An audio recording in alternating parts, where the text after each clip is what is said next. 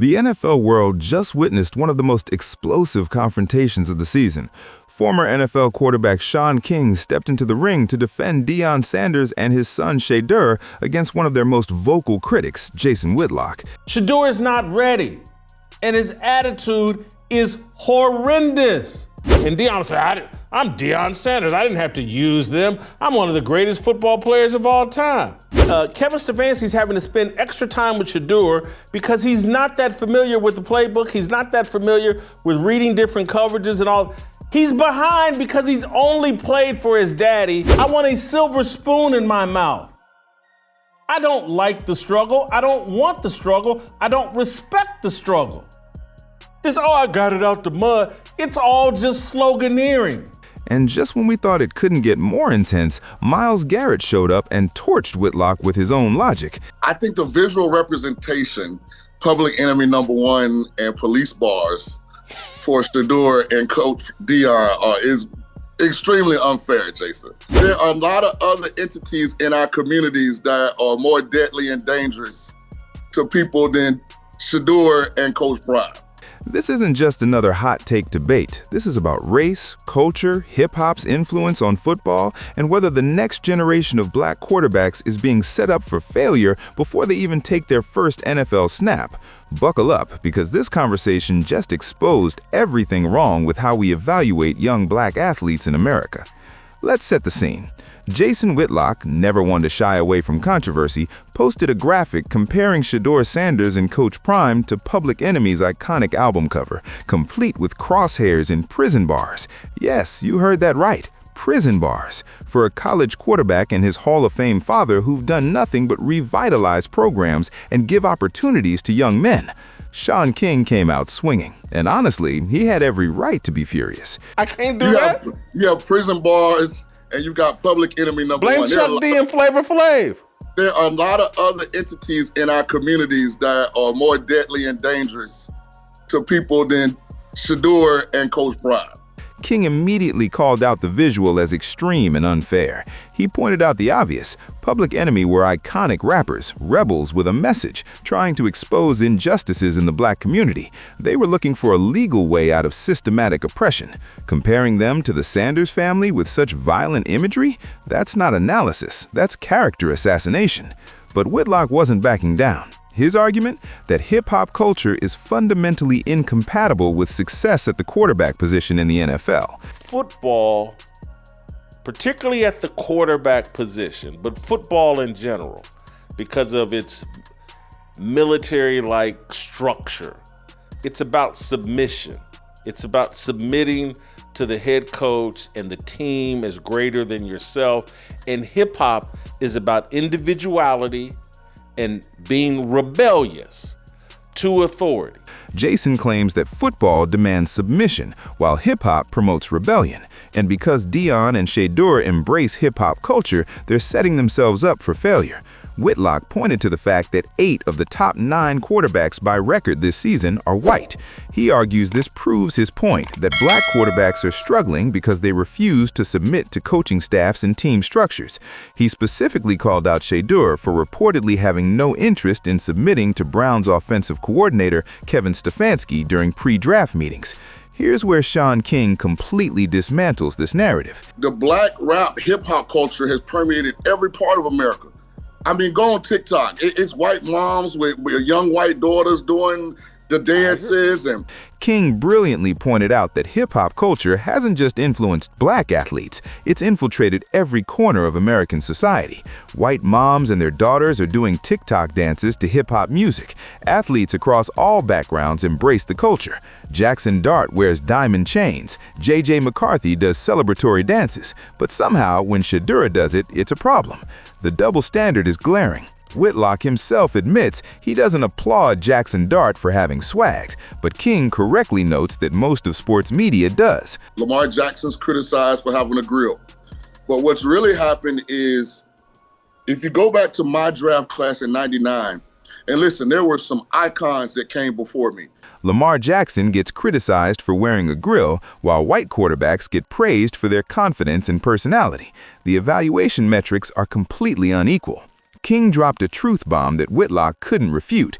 The Sanders family didn't create hip-hop culture in sports. They simply recognized what the algorithm says works and used it to build their brand. All they did was look at what the algorithm says works. And we're going to use this to build a post-Deion playing career brand. And it's focused on that energy. But they didn't create it. That's not rebellion. That's business savvy. That's understanding your audience. That's being smart in the modern media landscape. But here's where the conversation gets even more interesting.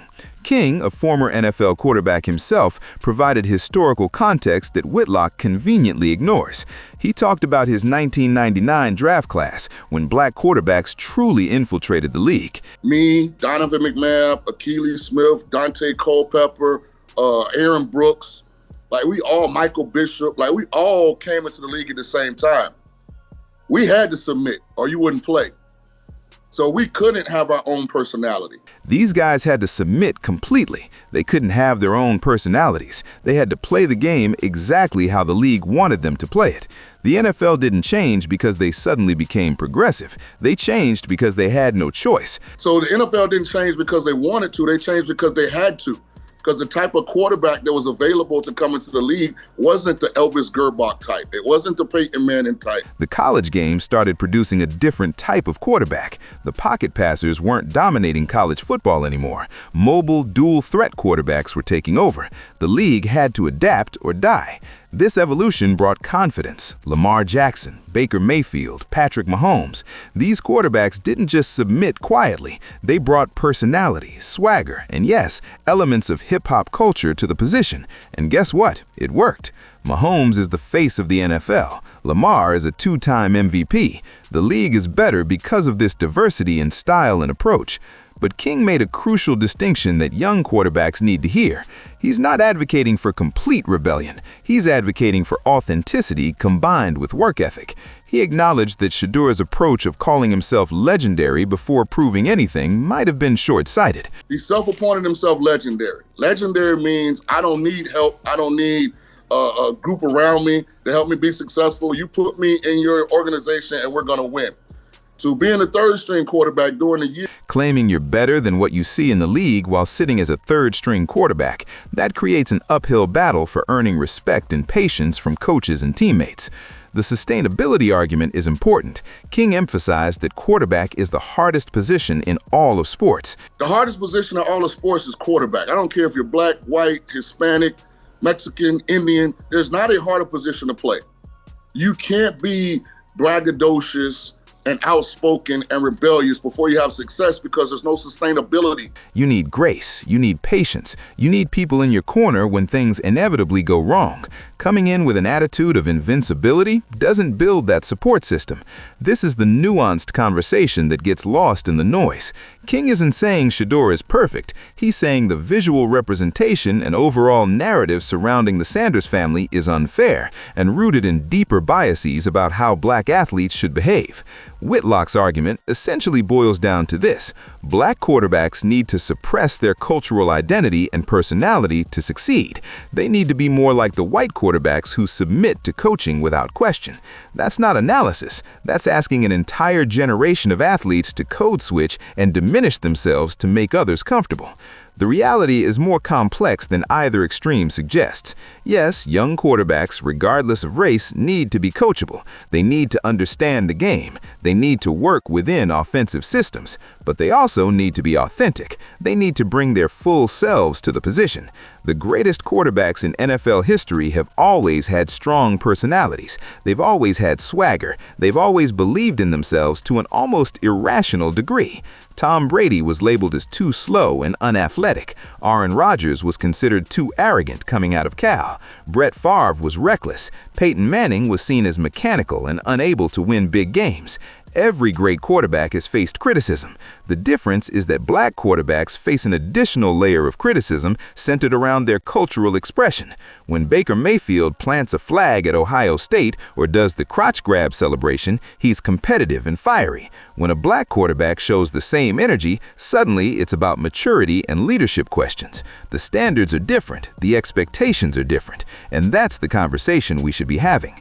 Shaun King's defense of the Sanders family isn't about excuses excusing every decision or behavior. It's about demanding equal treatment. It's about recognizing that Coach Prime has won everywhere he's been. He turned Jackson State into a powerhouse. He's made Colorado relevant again. His sons have produced on the field, despite constant scrutiny and criticism that goes beyond football analysis.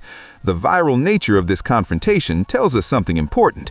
People are tired of the double standards. They're tired of seeing black athletes held to different behavioral expectations while their white counterparts get celebrated for the exact same qualities. They're tired of old narratives that suggest cultural expression equals lack of discipline or inability to lead. The NFL is evolving. The quarterback position is evolving. The players are more diverse, more authentic, more connected to broader cultural movements than ever before. That's not a problem to be solved. That's progress to be celebrated. Shedeur Sanders will face challenges in the NFL. Every rookie quarterback does. Some of those challenges will be self-inflicted through mistakes or poor decisions, but many of those challenges will come from people who've already decided he can't succeed because of who he is, how he presents himself, and who his father is. The question isn't whether Shedeur can submit to an NFL system. The question is whether NFL systems are ready to embrace quarterbacks who don't fit the traditional mold. The question is whether media personalities like Whitlock will evaluate black quarterbacks based on their actual performance or continue pushing narratives about hip-hop culture destroying football. But one thing is certain, this conversation needed to happen. Shaun King made sure it happened, and the NFL world is better for it, even if it made a lot of people uncomfortable. Sometimes the most important conversations are the uncomfortable ones. Sometimes defending people means standing up against narratives that have been accepted for too long. The Sanders family doesn't need saving. They're doing just fine. But the broader conversation about how we evaluate black quarterbacks, how we discuss cultural influence in sports, and how we create space for authentic expression while maintaining high standards, that conversation is just getting started. And if this viral moment taught us anything, it's that people are ready to have that conversation. They're ready to challenge old assumptions. They're ready to demand better from sports media. They're ready to see young black quarterbacks evaluated fairly based on their preparation, performance, and potential, rather than predetermined narratives about culture and submission. The future of the quarterback position is diverse, dynamic, and unapologetically authentic. Get used to it, because the game is not going backwards, and neither are the players who are changing it.